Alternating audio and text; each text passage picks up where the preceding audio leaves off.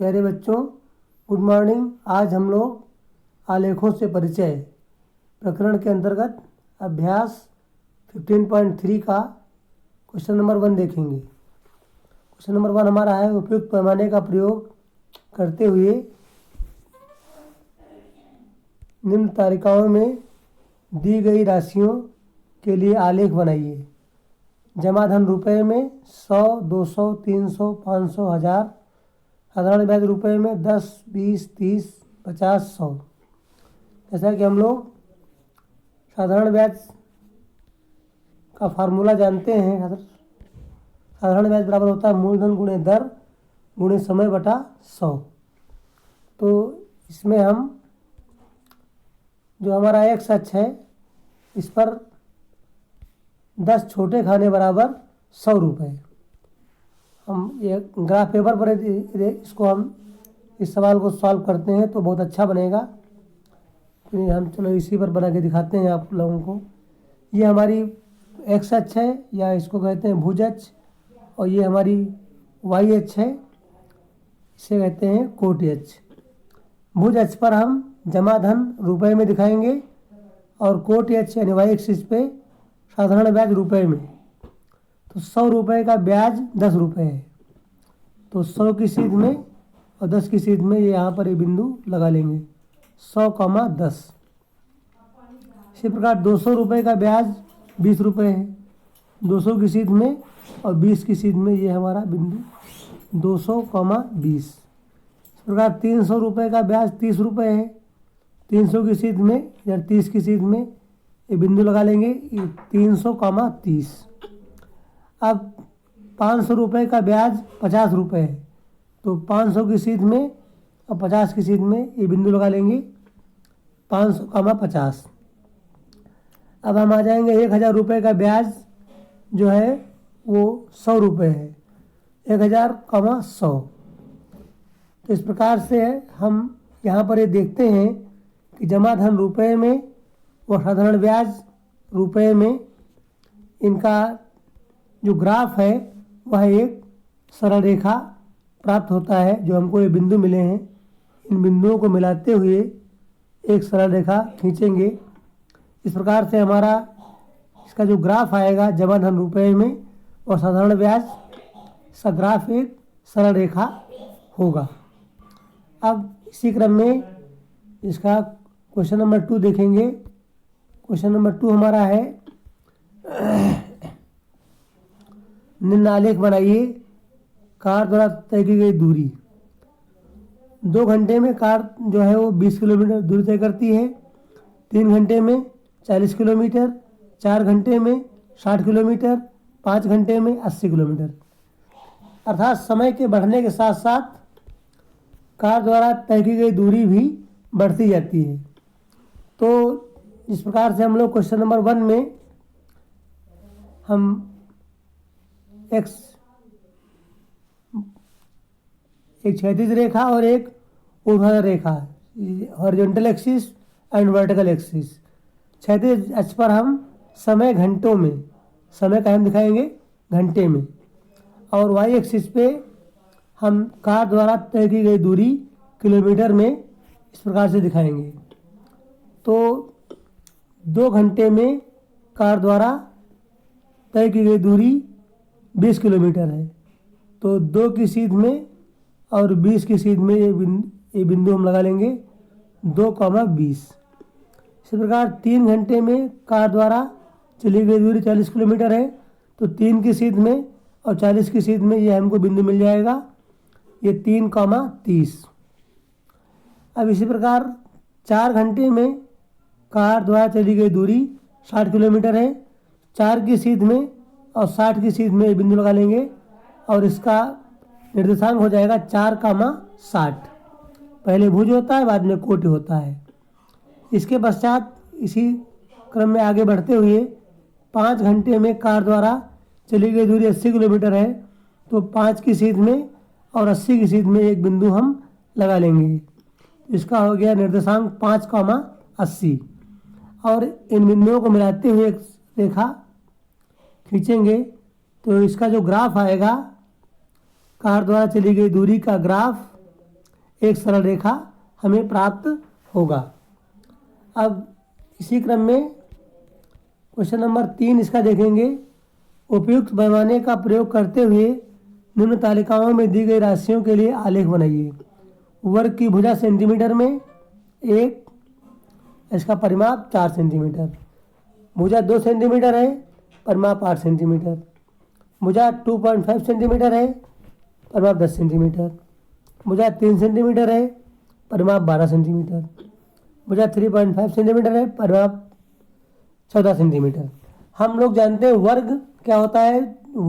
वर्ग की चारों भुजाएं आपस में एक दूसरे के बराबर होती हैं और इसका प्रत्येक कोण समकोण होता है। वर्ग का परिमाप क्या होता है? 4 गुना भुजा। 1 सेंटीमीटर भुजा है तो उसका परिमाप 4 सेंटीमीटर। 2 सेंटीमीटर भुजा है तो इसका परिमाप 8 सेंटीमीटर। 2.5 सेंटीमीटर वर्ग की भुजा है, इसका परिमाप 4 गुणे भुजा 10 सेंटीमीटर। वर्ग की भुजा 3 सेंटीमीटर है, इसका परिमाप 12 सेंटीमीटर। वर्ग की भुजा 3.5 सेंटीमीटर है, इसका परिमाप 14 सेंटीमीटर। अब इसको हम ग्राफ पेपर पे किस प्रकार से दिखाएंगे, तो इसको हम देखते हैं। ये हम उसी प्रकार से ये क्षैतिज अक्ष इस तरीके से और ये वाई अक्ष, एक ऊर्ध्वाधर अक्ष और एक क्षैतिज अक्ष, इस प्रकार से हम खींच लेंगे। क्षैतिज अक्ष पर हम वर्ग की भुजा सेंटीमीटर में दिखाएंगे और जो हमारी ये वर्टिकल एक्सिस है ऊर्ध्वाधर अक्ष, इस पर हम वर्ग का परिमाप दिखाएंगे। तो 1 सेंटीमीटर, अब इसका हम पैमाना मान लेंगे 10 छोटे खाने बराबर 1 सेंटीमीटर। 10 छोटे खाने बराबर 1 सेंटीमीटर। तो हमारा वर्ग की भुजा 2 सेंटीमीटर है, तो 2 की सीध में तो परिमाप हो जाएगा 8 सेंटीमीटर। तो इसका हो जाएगा 2,8। और 1 सेंटीमीटर वर्ग की भुजा है तो इसका परिमाप हो जाएगा 4 सेंटीमीटर। तो इसका निर्देशांक हो जाएगा 1,4। और 2 सेंटीमीटर भुजा है जिसका परिमाप हो जाएगा 4 दूनी 8, तो इसका हो जाएगा 2,8। अब इसी क्रम में आगे बढ़ते हुए 2.5 सेंटीमीटर भुजा की माप है, इसका परिमाप हो जाएगा 10 सेंटीमीटर। क्योंकि वर्ग का परिमाप होता है 4 गुणे भुजा। 2.5 को 4 से गुणा करेंगे यानी इसका निर्देशांक हमारा हो जाएगा 2.5 और 10। अब हमारा वर्ग की भुजा 3 सेंटीमीटर है, तो 4 गुणे भुजा 4 × 12 सेंटीमीटर। तो 3 की सीध में और 12 की सीध में ये बिंदु हम लगा लेंगे, ये हो जाएगा 3,12। अब हमारी भुजा जो है वो 3.5 सेंटीमीटर है। 3.5 सेंटीमीटर है तो ये इसका परिमाप हो जाएगा 14 सेंटीमीटर। यहाँ से हम इस तरीके से 14 की सीध में यहाँ पे दिखा देंगे। तो ये और इन बिंदुओं को मिलाते हुए जब हम मिलाएंगे तो हमें एक सरल रेखा प्राप्त होगी। अर्थात वर्ग की भुजा व वर्ग का परिमाप, इसमें जब हम ग्राफ खींचेंगे इसका ग्राफ जो है एक सरल रेखा हमें प्राप्त होगा। इसका ग्राफ जो है हमें एक सरल रेखा स्ट्रेट लाइन प्राप्त होगा। अब इसी क्रम में इसका क्वेश्चन नंबर 2 इसका है, आयत की भुजा सेंटीमीटर में 2 सेंटीमीटर है। अब ये क्षेत्रफल सेंटीमीटर स्क्वायर में 4 वर्ग सेंटीमीटर। क्योंकि आयत की भुजा, आयत में क्या होता है, आमने सामने की भुजाएं बराबर होती हैं और प्रत्येक कोण समकोण होता है। आयत की भुजा सेंटीमीटर में है, अतः आयत का क्षेत्रफल एक भुजा के वर्ग से ज्ञात नहीं किया जा सकता। तो आयत का क्षेत्रफल L/B होता है।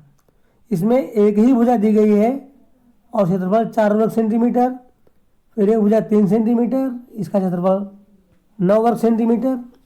ये तो वर्ग का हो गया, वर्ग का क्षेत्रफल क्या होता है, भुजा स्क्वायर। लेकिन आयत में क्या होता है, आयत में आमने सामने की भुजाएं बराबर होती हैं और प्रत्येक कोण समकोण होता है। अर्थात आयत का क्षेत्रफल अगर एक भुजा दी गई है तो हम उस आयत का क्षेत्रफल निकाल नहीं सकते। इसलिए ये इसका जो आलेख हम बनाएंगे वह एक रैखिक आलेख नहीं होगा, इसमें हम आलेख खींच नहीं सकते। क्योंकि आयत की भुजा सेंटीमीटर में है और आयत का क्षेत्रफल एक भुजा के वर्ग से ज्ञात नहीं किया जा सकता, क्योंकि आयत का क्षेत्रफल होता है लंबाई गुणे चौड़ाई। इसका क्षेत्रफल जो होता है ये होता है L इंटू बी, लंबाई इंटू चौड़ाई। इसके पश्चात क्वेश्चन नंबर 4 इसका देखेंगे। निम्न तालिका पेट्रोल की मात्राएं व उसके मूल्य को बताती हैं। पेट्रोल की मात्रा लीटर में 5 लीटर, इसका मूल्य 100 रुपये, यानी 20 रुपये लीटर पड़ गया जाकर के। 10 लीटर है तो इसका मूल्य 200 रुपये। 15 लीटर है इसका मूल्य 300 रुपये। 25 लीटर है तो इसका मूल्य 400 रुपये। अब हम इसका ग्राफ खींचेंगे।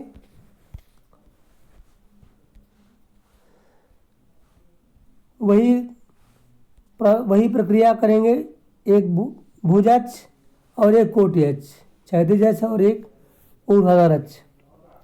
हम भुज अक्ष पर क्या दिखाएंगे, पेट्रोल की मात्रा लीटर में, और कोटि अक्ष पर पेट्रोल का मूल्य रुपए में। तो 5 लीटर पेट्रोल का मूल्य 100 रुपये है। वही 10 छोटे खाने बराबर हम 5 लीटर मान लेंगे। भुज अक्ष पर, एक्स अक्ष पर हम 10 छोटे खाने बराबर 5 लीटर, ये 5 लीटर में काट जाती है। 5 लीटर का मूल्य है रुपए में 100 रुपये। तो 5 की सीध में यहाँ हो जाएगा ये 5 कामा 100। अब 10 लीटर पेट्रोल की कीमत है 200 रुपये, तो 10 की सीध में और 200 की सूद में ये बिंदु मिल जाएगा। इसका हो जाएगा निर्देशांक 10 कामा 200। अब आगे बढ़ेंगे। जो हमारा 15 लीटर पेट्रोल है इसका मूल्य 300 रुपये है, तो 15 की सीध में और 300 की सीध में ये हमको बिंदु मिल जाएगा। इसका निर्देशांक होगा 15 कामा 300। अब 20 लीटर पेट्रोल का मूल्य 40 रुपये है, 25 लीटर पेट्रोल का मूल्य 400 रुपये है। तो 25 की सीध में और 400 की सीध में ये हमको बिंदु मिल जाएगा। ये हो जाएगा 25 कामा 400। अब इन बिंदुओं को मिलाते हुए, इन बिंदुओं को जब हम मिलाएंगे इसका ग्राफ एक सरल रेखा प्राप्त होगा। पेट्रोल की मात्रा लीटर में और उसका मूल्य रुपए में का ग्राफ एक सरल रेखा होगी। अब इसका क्वेश्चन नंबर 5 जो है, रैखिक आलेख को उदाहरण से समझाइए। मतलब इसके पहले हम 4 क्वेश्चन कर चुके हैं। मतलब सभी जो क्वेश्चंस मैंने सॉल्व किए उनमें जो ग्राफ आया वो एक सरल रेखा आता है। रैखिक आलेख जो आया उनका ग्राफ एक सरल रेखा आता है। इस प्रकार से हम और उदाहरण लेकर के इसको हम अपने आप स्वयं कर सकते हैं। ये एज ए होमवर्क मैं आपको दे रहा हूँ। अब इसी क्रम में क्वेश्चन नंबर 6 देखेंगे। इसका निम्न तालिका रैखिक आलेख द्वारा प्रदर्शित कीजिए। फल किलोग्राम में 5 किलो फल का मूल्य 20 रुपये, 10 किलो फल का मूल्य 40 रुपये, 15 किलो फल का मूल्य 60 रुपये, 20 किलो फल का मूल्य 80 रुपये है। अब इसका हम ग्राफ खींचेंगे। तो अब इसका हम जैसा कि अन्य प्रश्नों में किए हैं, भुज अक्ष पर हम फल किलोग्राम में और कोटि अक्ष पर इसका मूल्य रुपए में इस प्रकार से दिखाएंगे। ये हमारी क्षैतिज अक्ष है। क्षैतिज अक्ष है और ये हमारी वर्टिकल एक्सिस है। तो भुज अक्ष पर हम फल किलोग्राम में और कोटि अक्ष पर उसका मूल्य रुपए में। तो 5 किलोग्राम फल का मूल्य 20 रुपये है। तो 5 की सीध में और 20 की सीध में एक बिंदु लगा लेंगे। ये हो गया 5,20। इसके बाद 10 किलो फल का मूल्य 40 रुपये है। तो 10 की सीध में और 40 की सीध में ये बिंदु हम लगा लेंगे। इसके बाद 15 किलो फल का मूल्य 60 रुपये है। तो 15 की सीध में और 60 की सीध में ये बिंदु लगा लेंगे, 15,60। फिर 20 की सीध में ये 20 किलो फल का मूल्य 80 रुपये है। तो 20 और 80। अब इन बिंदुओं को मिलाते हुए हम इन बिंदुओं को जब मिलाएंगे तो इसका जो ग्राफ है एक सरल रेखा प्राप्त होता है। इस प्रकार से हमारी ये एक्सरसाइज कंप्लीट होती है। थैंक यू बच्चों।